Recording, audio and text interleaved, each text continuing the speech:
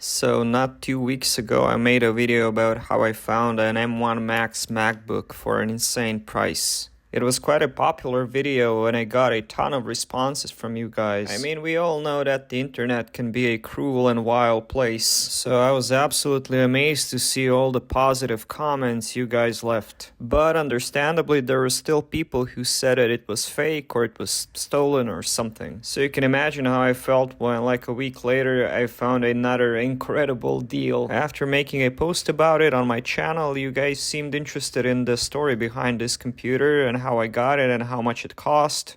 So even though some people will still think it's fake, I've decided to make a video on it. And I will again try providing as much proof as I can. But before I do, I hope you won't mind me taking just a minute to talk a bit about my channel, because I was really thinking about making this YouTube thing work. So I just wanted to talk about some issues I've been facing. If you take a look at my video portfolio, you'll see that my views are all over the place. Like I have videos with 5k views, 20k, 30k, and then I have videos that have more than 150,000 views. And that's fine. I mean, I don't expect every one of my videos to be as popular as the last one. But I mean, I have a bunch of videos with like 200 and 300 views. And I'm not gonna cry to you about how hard I worked on those videos or anything. But if I'm going to do YouTube for real, I have to have a more stable situation. So I've decided to give Patreon a shot. Apart from early access, I'll try providing my followers with some cool extra content. Perhaps you'd like to see some behind the scenes stuff, or see details about my computer and game collection, or ask me questions and share ideas for future videos. I'd also like to do some giveaways there. Or you perhaps don't care about any of that and you would just like to support what I do. You can do so for as little as $1 a month. Or if you want or you can't,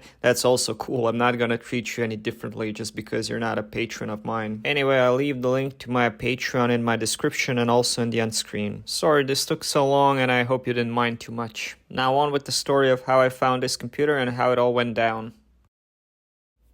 As a person who likes collecting old technology, I'm constantly checking my local marketplaces for deals. In my last video, people were curious about this site I've shown. It's called Newshkalo and it's a local online marketplace here where I live. So since I'm not into social media, I guess checking online marketplaces is like checking my Instagram feed for other people. I just do it every so often and you really gotta be quick because if the deal is good, you don't want to miss it. So I was scrolling through the Apple notebooks category. Not because I need another MacBook, but sometimes you stumble upon vintage iBooks and PowerBooks and such. And I saw this weird ad of a guy selling a used 16-inch MacBook Pro. It had no photo attached, and if it said 15-inch, I probably wouldn't even click on it. And that's because it was being sold for $250, so I would have just assumed that it was an older model. But because it said 16-inch, I knew it was a newer model. Upon clicking on the ad, I could see that it was a 2019 model with some pretty high-end specs. It had an 8-core Intel i9 processor, 32 gigs of RAM, 4TB SSD, and I thought, man, this gotta be fake. So I went to the guy's profile and I could see that he was selling two computers. They were very similar models and configurations, but one of them was new and the other one was used. In the ad for the new computer, he stated that it was bought for an IT office, but never used. He was selling it for 40% of the original price, which was $2,900. So I thought, oh, I get it. He must have forgot to add the zero to the used computer ad, because it made sense to me that he would be selling it for like $400 less than the new one. But I was very curious, so I've sent him a message inquiring about the price and whether or not I could pick it up in person. And even though I've done that just minutes after the ad was published, he had told me that 2 people already asked him about the laptop. So it seemed that I was already too late.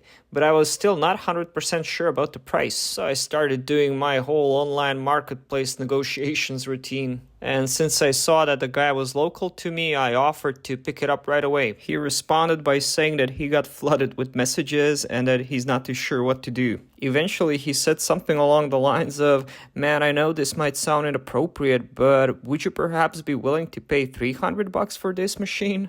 Because if you would, I would sell it to you. And at that point, I knew that the initial asking price was no mistake. So I said, sure, man, and we've agreed to meet the next day. I called him up the next morning, and I was half expecting him to say that somebody else offered him more money and that he couldn't sell it to me anymore. And not only did he not do that, but this guy was a freaking saint. Not only was he a super pleasant person to talk to, but he insisted that I come in early and take the time to inspect the machine in full. He said that since the other machine he was selling was new, he was willing to provide a warranty for it. But since the computer I would be buying was used, he wanted that I make sure that everything on it works. So I went to meet with him, and again, he was very polite and super pleasant to talk to. So I really didn't want to be a jerk and film him or something, but I did want to get some video footage just to provide some extra proof for this story. So I took a couple of awkward shots at his place when I was checking the computer out. At that point, I started talking to him about why he was selling this computer at such a low cost. He was very honest about it. He said that the computers belonged to an IT company he worked for,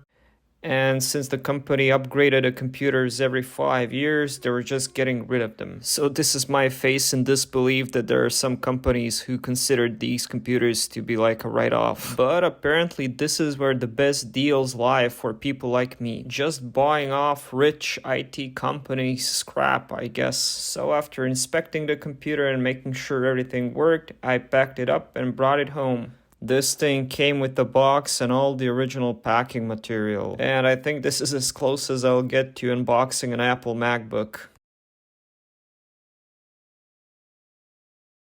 No major scratches or scuffs or nothing. It also came with a beefy 96-watt power adapter and the original cable. So before using this thing, I wanted to give it a good clean. So while I'm cleaning this thing, let me just address a couple of things. First, and I'll be saying this over and over again through the video, no, it's not fake. And it was not staged for the views, although I'm well aware that people do that on YouTube and social media. I know that people will say how suspicious it is that I found another great deal on a pretty well spec'd out Mac, but it really did happen. And I'll tell you what, this guy still has the ad for the other computer up on his profile. So if you really think that I'm full of crap, I challenge you to go investigate the story. Although I really hope that nobody harasses this guy because he's such a sweetheart. You also might say, why were you so greedy? Didn't you just get a hell of a deal on an M1 Max MacBook? Couldn't you leave this computer for somebody else? Especially since there were other people inquiring about the laptop.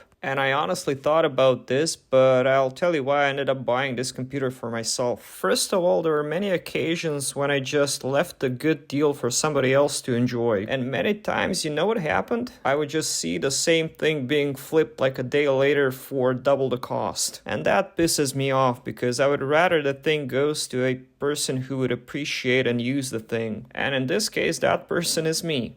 See, the M1 Max I bought doesn't have a working screen, and I do need a notebook with a working screen I could take with me. And in my last video I said that I would continue using my 2017 MacBook for that. And not only is this computer more powerful, has a bigger screen and a better battery, it also has a freaking 4TB SSD, which is a godsend for content creation. I mean, I basically got this thing for the price of an external 4TB SSD, and ever since I started shooting in higher resolutions, I really started to fill up my storage quite quickly. So I will use this thing not only as a portable, but also for video creation. I would also like to do videos on this thing, comparing it to my M1 Max. So hopefully I'm not the last person in this world who needs a computer like this. So anyway, after wiping this thing down with a microfiber cloth, I moved on to cleaning the screen. And man, when I showed myself cleaning the screen with these alcohol wipes, people really went bananas in the comments. They said that I shouldn't do that because I'm gonna damage the screen, which was hilarious because the screen on that thing was already broken. But these wipes are made for cleaning the screens. And I really like using them because they're lint-free, and I've never once damaged the coating or the screen or anything. I mean, I guess if you scrape too hard or something, but just be gentle and you'll be fine. So after making sure the computer was nice and clean, it was time to take a deeper dive and explore it. Okay, so this is not going to be as exciting as it was with the previous M1 Max find because I already inspected this machine when I was buying it. But still, I haven't gone through everything, so we're gonna take a minute to explore this machine. Okay, so I've checked the warranty coverage on Apple's website, and yeah, this computer seems to have been bought in April 2020, and the warranty had expired, which is fine. Okay, so this is 2.3 gigahertz 8-core Intel Core i9, and I've never had an i9 processor before. So yeah, that's gonna be super interesting to test. So even though this is not the highest end model of MacBook Pros from 2019, it's pretty well maxed out. It also has integrated graphics, but it also has a 4 gig Radeon chip of some sort, which is, yeah, pretty awesome. It also has 32 gigs of memory, and yeah, I think the highest end model has 64. And it has 4 terabyte of storage, which is the most amount I ever had in a laptop. And this is going to be freaking awesome for making content because storage is something that gets filled up so easily. I was so happy to finally have a terabyte of storage on my new M1 Max, and I've already filled it up basically because I started exporting my videos in 4K, and I've even tried doing some ProRes stuff that takes up ridiculous amounts of space. So if you check the battery health seems to be normal, but I haven't actually checked how many cycles it has. So if we go to power, we'll see that it has...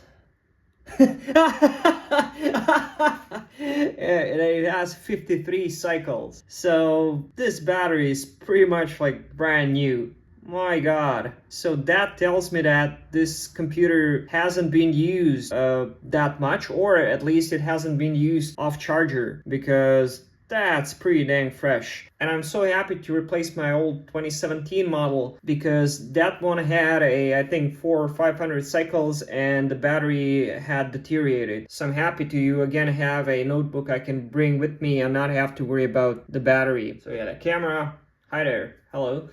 Yeah, it's working, but it doesn't seem to be as good as my M1 Max. So one other thing that differentiates this model from my 2017 is the fact that it has a redesigned keyboard. So unlike the butterfly keyboards on those models, yeah, this actually has a different keyboard, and it's much more similar to the M1 keyboard I have. And yeah, it feels pretty good. But the thing I'm more excited about is, of course, this touch bar, which I never had and I have never used. And yeah, I do realize that I'm super late to the touch bar party, but I'm happy to finally see what all the hype was about, or what all the hate was about. And yeah, I haven't had the time to play around with it much. I did try changing the volume. It seems kind of cool, but also gimmicky at the same time. I mean, I can see these things being useful, but I'll have to report on that once I had some experience and time with it. Seems useful enough, and I'm not one of those people who uses his function keys extensively, so I don't know, I might end up liking it. So after that, it was time to set the computer up. I again used Apple Migration Assistant because I really liked how it worked last time. I heard some people say that I shouldn't use it because it causes some compatibility issues, but I really had no problem whatsoever. And it makes setting up a new computer so much easier. After it was done copying all the files and the settings, I've set the computer up on my desk. I usually use my computers with an external monitor, but since this thing has a nice big 16-inch screen, I just use that as my second monitor. I'm gonna do a dedicated video where I compare this computer against the M1 Max, so I'm not going to go into great detail about how this thing performs. I've been using this computer for both work and editing, and it does those things quite well, but there are a couple of things that I've noticed. And let's just say those things have to do with the thermals. Yeah, the i9 processor in this thing isn't nearly as efficient as the M1 Max. But overall, I really enjoy this computer, and I'm going to be using it alongside my M1 Max. So I think I'm well equipped now to continue making hopefully cool videos for you guys. And I'm gonna do my very best to try justifying this good karma that has been coming to me. And like I said in the beginning of the video, I really feel blessed by all the positive responses I've been getting, which is why I actually hesitated about making this video. I really didn't want you guys to think that, oh, this son of a bitch got another great deal on a MacBook. And I would also hate for you to think that I've staged this video for views because last one did so good. But it really did happen, and I've tried providing as much evidence as I could. And I just wanted to share this with you because people seem to enjoy other people getting lucky finds. So hopefully you'll be happy for me this time again. So yeah, I hope you did enjoy this little story of how I got this computer. And if you did and you enjoy the type of content I make, you might want to consider subscribing. I usually do these videos twice a week. And if you'd like to support my channel, you can do so on Patreon. Oh, and since I have a pretty good backup computer now, that means that I was able to leave the M1 Max in the repair shop. So if you're interested in what they said about the screen, you might want to keep up with the channel. I will post an update next week. And if you're interested in what is this keyboard I'm using, I actually made a video about it last week, so you might want to check it out. Thank you so much for watching and cheers.